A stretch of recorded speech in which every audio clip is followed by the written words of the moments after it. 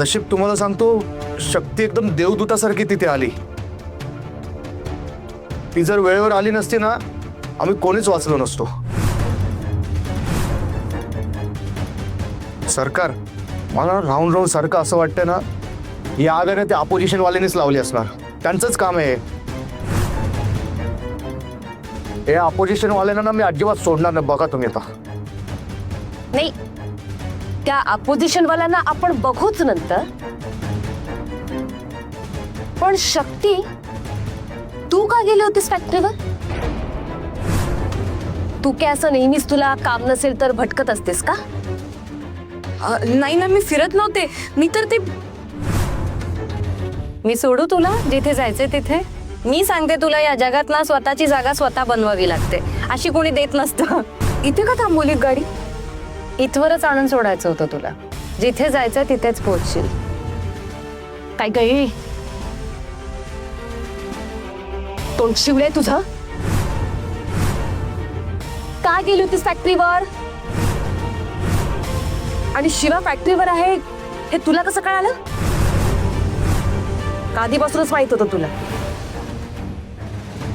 नाही मॅम, त्याचं काय झालं की मला त्या बाईंनी ती बाई? कुठली बाई? आता यांना काय उत्तर देऊ?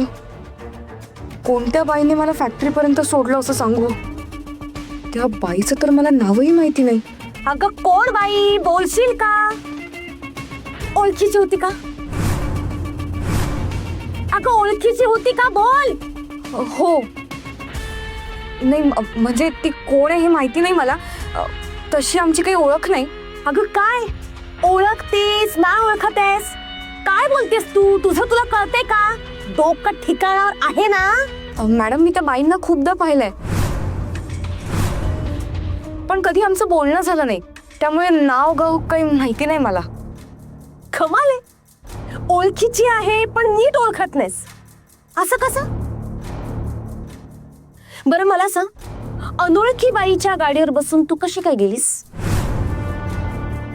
ते मॅडम, मला ऑफिसला यायला उशीर होत होता, त्यामुळे मी ऑटो बघत होते. ऑटो काही मिळत नव्हती. त्या बाईंनी मला लिफ्ट ऑफर केली तर मी बसले त्यांच्या बाईकवर. अगं पण आपलं ऑफिस तर फॅक्टरीच्या अपोजिट दिशेला आहे. मग तू फॅक्टरीपर्यंत कशी काय पोहोचलीस?